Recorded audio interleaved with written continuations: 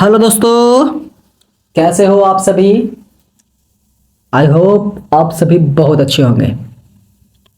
तो दोस्तों, हम लोग आज सीखेंगे निबंध लेखन। ये हिंदी व्याकरण यानी कि हिंदी व्याकरण का एक चैप्टर होता है जो आपके हर लिखित एग्जामिनेशंस के लिए बहुत ही इम्पोर्टेंट होता है ना। लिखित एग्जामिनेशंस के लिए या तो आप बोर्ड एग्जाम की प्रिपरेशंस कर रहे हो या कोई कॉम्पिटिटिव एग्जाम की प्रिपरेशंस कर रहे हो, ठीक है। जैसे बीपीएससी के कर रहे हो, ठीक है, यूपीएससी के कर रहे हो। आप लोगों को एक सच्चाई बताऊं मैं, यूपीएससी में ना एक स्पेशल एग्जाम होता है निबंध के लिए। यूपीएससी के एग्जाम में, जो इंडिया का सबसे टफेस्ट एग्जाम है, उसमें एक स्पेशल एग्जाम होता है निबंध लेखन के लिए। बताइए, तो आप लोग जरा सोचिए कि आखिर निबंध लेखन पूछता ही क्यों है ना। और यही निबंध लेखन जो है वो आपके बोर्ड एग्जाम्स में भी आते हैं, जो कि क्लास 10th में बच्चे एग्जाम देंगे उनके लिए भी है, जो क्लास 12 में एग्जाम देंगे उनके लिए भी है। आप किसी भी बोर्ड एग्जाम से दे रहे हैं, किसी भी स्टेट से, बिहार बोर्ड से, झारखंड बोर्ड से, दिल्ली बोर्ड से, सीबीएसई बोर्ड से, एससीएससी बोर्ड से, अगर आप एग्जाम दे रहे हैं बोर्ड एग्जाम्स की, ठीक है। अगर आपका कोई लैंग्वेज है, जैसे कि हिंदी हो, इंग्लिश हो, मतलब किसी भी लैंग्वेज में, किसी भी भाषा में आप उस लैंग्वेज की अगर एग्जाम दे रहे हैं, तो वहां आपको निबंध लेखन से एक क्वेश्चन आएगा जो कि 5 से 7 मार्क्स का होता है, ठीक है। तो जरा सोचिए, जिनका निबंध पे कमांड नहीं रहेगा, जिन्हें निबंध लिखने के तौर तरीके मालूम नहीं रहेंगे, तो वो वाकई में अपने 10 मार्क्स, 7 मार्क्स, 5 मार्क्स जो है वो छोड़ करके चले आएंगे। और ये सब जो चीज़ है, इससे आप लोगों के नंबर बहुत अच्छे से आते हैं, ठीक है। मतलब गोटा नंबर आता है एकदम। अगर आप अच्छा से लिख देते हैं तो साथ में 7 मार्क्स मिल जाते हैं, और साथ में 7 मार्क्स तो नहीं मिलता है, ठीक है। हाफ मार्क्स, 1 मार्क्स काट लेता है। अगर बहुत अच्छा राइटिंग है तो वो इम्प्रेशन अगर बना पाए आप अपना, तो 7 मार्क्स में 7 मार्क्स, 5 मार्क्स में 5 मार्क्स आपको दे करके जाता है, ठीक है। तो इसीलिए आप लोग क्या करेंगे, मैं जितने भी निबंध पढ़ाऊंगा, जितने भी वीडियोस बना रहा हूं, सभी को आप लोग देखेंगे, ठीक है। और ये चीज आप लोगों के पूरे जीवन में, अगर आप यूपीएससी के एग्जाम दोगे फ्यूचर में जाकर के, कोई कॉम्पिटिटिव एग्जाम दोगे लिखित, जहां पे एग्जाम होता है निबंध से रिलेटेड, तो वहां पे आपको ये मदद करेगा बाबू, ठीक है। वर्ड लिमिट आगे पीछे होती है, ठीक है, तो वो पंगा नहीं है, ठीक है। बाकी जो मैं पॉइंट्स लिखा रहा हूं बहुत ही इंपॉर्टेंट होते हैं, ठीक है। और फिलहाल उन सभी बच्चों के लिए ये वीडियो है जो बोर्ड एग्जाम्स देंगे, ठीक है। तो चलिए बढ़ते हैं अपने टॉपिक की तरफ और देखते हैं कि क्या हम लोग आज सीखेंगे, ठीक है। तो आज हम लोग सीखेंगे वसंत ऋतु पर दिए गए संकेत बिंदु के आधार पर 250 से 300 शब्दों में निबंध लिखो, ऐसे सवाल रहेगा, ठीक है। तो वसंत ऋतु पे हम लोगों ने कुछ बिंदुएं मिले हैं हम लोगों को, इस पे हम लोग 250 से 300 शब्द में क्या करेंगे, निबंध लिखेंगे, ठीक है। क्लास 10th के जो बच्चे होंगे उनको ये पॉइंट्स दे दिया जाएगा, और जो क्लास 12 के बच्चे होते हैं उनको ये पॉइंट नहीं दिया जाता है। तो अगर वो इन मुख्य बिंदु का सहारा लेकर के लिखते हैं तो उनको प्लस पॉइंट ये मिलेगा कि वो इसे कैटेगराइज करके लिखेंगे, तो उन्हें अच्छा से मार्क्स दे देगा, ठीक है। समझा पाएगा कि हाँ ये भूमिका है, ये पॉइंट है, ये पॉइंट है, ठीक है। लेकिन अब अगर पैराग्राफ में अगर आप लिखते हैं तो भी आपके मार्क्स मिलेंगे, मार्क्स नहीं कटेंगे, ठीक है। ऐसा नहीं कि मार्क्स नहीं दिया जाएगा, लेकिन मार्क्स कम देगा, ठीक है। अगर आप ऐसे लिखते हैं तो आपको फुल मार्क्स मिलने के, ठीक है, चांसेस होते हैं, मार्क्स नहीं भी कटेगा। अगर राइटिंग आपके अच्छे हैं तो, राइटिंग गंदा रहेगा वो तो मार्क्स तो काटेगा, है ना, है ना। अगर आप ही देखो कि अगर कोई सामने इंसान बैठा हुआ है सज सवर के थोड़ा अच्छा लेवल से, तो आप उससे बात करने में मजा आता है ना। लेकिन वही बांदर जैसा अगर कोई बैठा हुआ है, ठीक है, फेस का एक्सप्रेशन सही नहीं है, तो आप उसके साथ 2 मिनट भी बात करोगे तो अरे भाई मजा नहीं आ रहा है यार, छोड़ो। तो उसी तरह से एग्जामिनर जो होता है वो आपके राइटिंग को देख करके, आपके लिखने के कला शैली को देख करके, शब्दावलियों को देख करके आपको मार्क्स देगा, है ना। आप कितने इंटेलिजेंट हो, आप कितना पढ़े हो, उसको उससे कोई मतलब नहीं है। उसको मतलब है अच्छी राइटिंग, आसान शब्दों के साथ जो जवाब दिया है उन्हें अच्छे से मार्क्स दे करके जाएगा। ठीक है, तो चलिए हम लोग अपने टॉपिक पे आते हैं और पढ़ते हैं अपने इस निबंध को कैसे लिखे हुए हैं। ठीक है, आइए। बसंत ऋतु पे चार ठो पॉइंट मैंने लिया है और इन पॉइंट पे हम क्या करेंगे, निबंध लिखेंगे। पहला है भूमिका, दूसरा है महत्व, तीसरा है ऋतुओं का राजा और चौथा है उपसंहार यानी कि कंक्लूजन्स। ठीक है, आप लोग जब भी लिखेंगे निबंध को तो ठीक इसी तरह से ऊपर में वसंत ऋतु लिख देंगे ऐसे हाईलाइट करके। ठीक है, उसके बाद भूमिका लिखेंगे। नंबर चाहे तो दे सकते हैं, पॉइंट 1, पॉइंट 2, नहीं तो फिर आप सीधा भूमिका लिख के स्टार्ट कर सकते हैं। ठीक है, ये आपकी मर्जी है। ठीक है, लेकिन अगर आप देते हैं तो अच्छी बात है। ठीक है, तो पहला है भूमिका में इसके बारे में लिखेंगे। ठीक है, क्या लिखते हैं देखिए।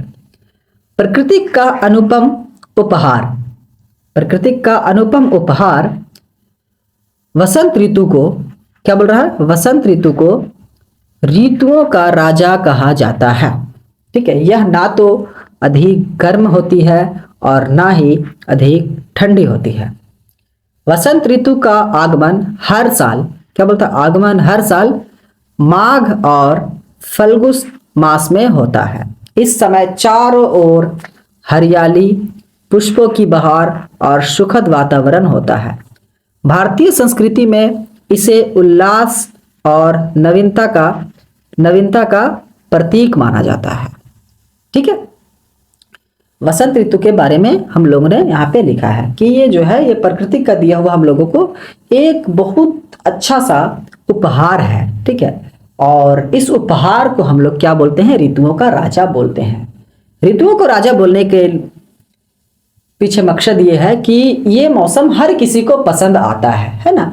क्योंकि भाई ज्यादा गर्मी रहता है तो लोग बेचैन हो जाते हैं, है ना, गर्मी से परेशान। ज्यादा ठंड रहता है तो लोग ठंड से भी परेशान। लेकिन वसंत ऋतु में ऐसा नहीं होता है।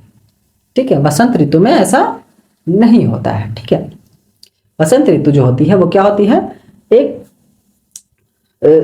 गर्मी के आने से पहले और ठंड के खत्म होने से के बाद वाली ऋतु होती है ये। ठीक है, ये ना तो ज्यादा ठंड रहेगी और ना ही ज्यादा गर्म रहती है। उस वजह से हमें इस मौसम में हर तरफ फूलों का आगमन नजर आता है, फल निकलती हैं, बहुत सी जगह पे हरियालियां नजर आती है। ठीक है, पेड़ पे क्या होते हैं, नए नए पत्ते निकलते हैं इस मौसम में, है ना। यही सब होती है इस मौसम में। ये थी इसकी भूमिका। ठीक है, अब दूसरा पॉइंट हम लोग पढ़ेंगे, क्या है वो, तो वो है हमारा महत्व, कि इसका महत्व क्या है। ठीक है, आइए देखिए इसका महत्व क्या है। देखिए, महत्व है, वसंत ऋतु का महत्व केवल प्राकृतिक सौंदर्य तक नहीं सीमित नहीं, बल्कि इसका सांस्कृतिक, धार्मिक और सामाजिक पक्ष भी महत्वपूर्ण है। इस ऋतु में देखो, इस ऋतु में जो है फसलें पकने लगती है। ठीक है, खेतों में सरसों के फूल मानो सोने जैसे चमकती है। इस मौसम में होली, बसंत पंचमी, वसंतोत्सव जैसे त्योहार मनाए जाते हैं। इसके अलावा यह ऋतु कवियों और साहित्यकारों के लिए प्रेरणा का स्रोत रही है। कई कविताएं और गीत इस ऋतु की प्रशंसा में लिखे गए हैं, है ना। देखो महत्व क्या है, देखो बाबू, ये ऋतु हमारे लिए इंपॉर्टेंट क्यों है। देखो, ये ऋतु जो है बाबू, ये प्राकृतिक सौंदर्य को सिर्फ नहीं दिखाती बाबू, क्या है, ये हमारे सांस्कृतिक, धार्मिक और सामाजिक पक्ष में भी महत्वपूर्ण होती है। ठीक है, इसी ऋतु में हम लोग क्या देखते हैं कि फसलें जो होती है, खास करके गेहूं की फसलें, चने की फसलें, ये सब क्या होता है, उस वक्त पकने लगता है, पक करके कटने लायक हो जाता है। ठीक है, और इस वक्त आप देखेंगे कि सरसों की जो फसलें होती है वो उपजती है और इसके जो फूल होते हैं बड़े ही खूबसूरत, बहुत ही खूबसूरत होते हैं और आनंदमय होते हैं। आप देखे होंगे, अगर आप लोग मूवीज वगैरह देखते हैं तो सरसों के दृश्य को बहुत ज्यादा दिखाया जाता है, डीडीएस अगर आप लोगों को थोड़ा सा भी अगर नॉलेज हो, अगर आप लोगों ने देखा हो डीडीएल से, तो उसमें इसका एक बड़ा ही रोमांचक सीन दिया गया है। और अभी के दौर में भी बहुत से लोग हैं जो सरसों में जाकर के क्या करते हैं, फोटो वगैरह खिंचाते हैं, जो कि बहुत ही अच्छा नज़ारा होता है। ठीक है, और ये चीज जो सरसों के फूल है वो हमें कब मिलती है, तो वसंत ऋतुओं में मिलती है। ठीक है, अब देखिए हमारे सांस्कृतिक तौर से कैसे और धार्मिक तौर से कैसे ये हमें अच्छा लगता है। देखिए इस महीने में, यानी कि इस ऋतु में, इस ऋतु में क्या होता है कि हम लोग होली, बसंत पंचमी और वंशोत्सव जैसे त्योहार को मनाते हैं। ठीक है, ये हमारी संस्कृति से भी जुड़ा हुआ है ना, और धर्म से भी जुड़ा हुआ है। ठीक है, इस ऋतु के लिए बाबू जो बहुत से ऋषि और कवियां हैं, इसके तारीफ में क्या करते हैं, बहुत से गीत और कविताएं भी लिख चुके हैं।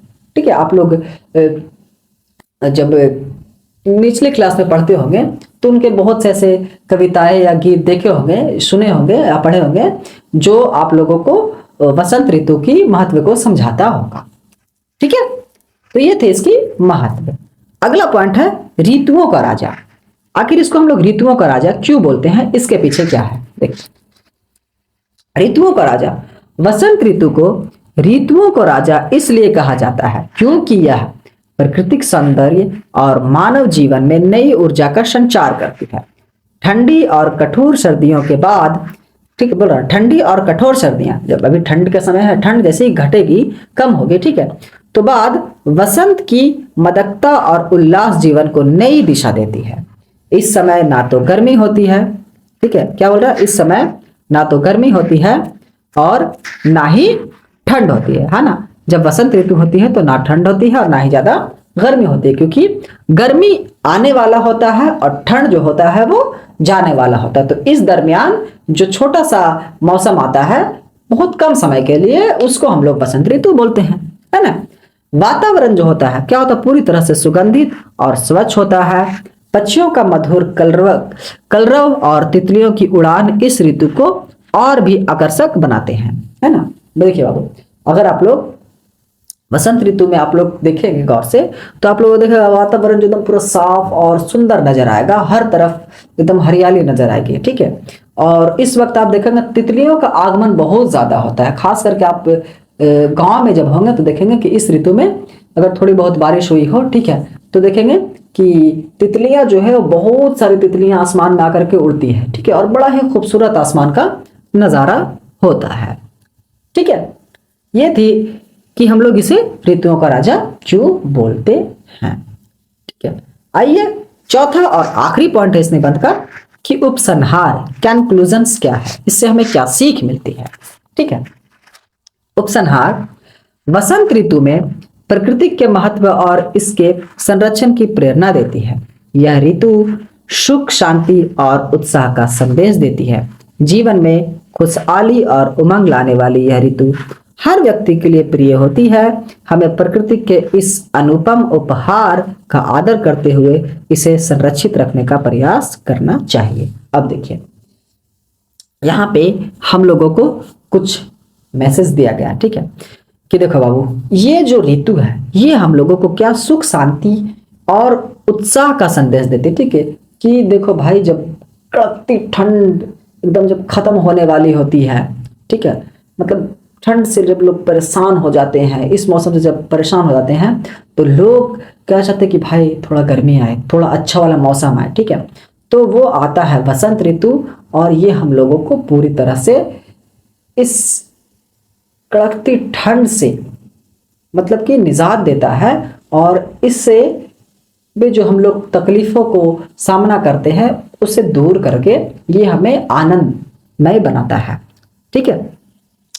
और इस मौसम में हम लोगों को बड़े ही शांतिपूर्ण जीवन जीने का अनुभव होता है ना। ना तो ज्यादा ठंड लगता है ना ज्यादा गर्मी लगता है, ठीक है। तो उस वजह से हम लोग इसे बड़े ही एंजॉय करते हैं, ठीक है।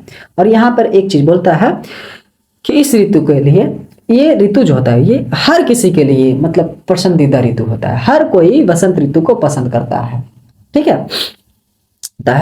हमें इस अनुपम उपहार जो है, जो हमें प्रकृति ने दे रखा है, इसकी हमें क्या करना चाहिए, रक्षा करनी चाहिए। अब भाई रक्षा क्यों करना चाहिए, मौसम की रक्षा कैसे होती है, बताइए, अगर आप लोग ज़्यादा पेड़ों की कटाई करोगे, ज़्यादा पोल्यूशन फैलाओगे, तो फिर क्या होगा, मौसम का फेरबदल हो जाएगा, है ना। आप सुनते हैं ना, बहुत जगह पे क्या होता है कि गर्मियाँ पड़ती है, तो बहुत जगह पे सिर्फ और सिर्फ ठंडी पड़ती है। ये रीज़न, ये ऐसा क्यों होता है, क्योंकि वहाँ पे प्रकृति अपनी बहुत से मौसम को दूर कर लेता है ना। तो अगर हम लोगों को इस मौसम को, हर मौसम के मज़े लेना है, तो क्या करना चाहिए, प्रकृति को बैलेंस करके चलना होगा, है ना तो ज़्यादा पेड़ को काटना होगा, है ना ही ज़्यादा पॉल्यूशन फैलाना होगा।